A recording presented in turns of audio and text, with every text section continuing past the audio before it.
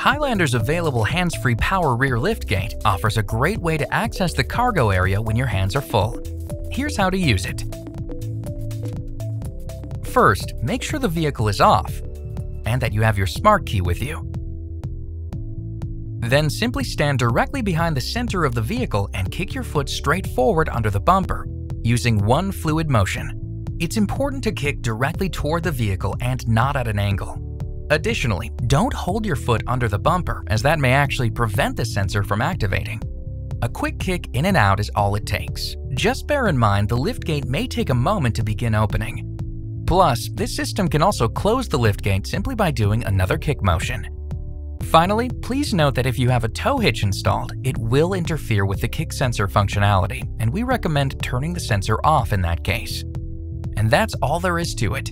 With Highlander, convenience comes naturally. For more information, visit toyota.com.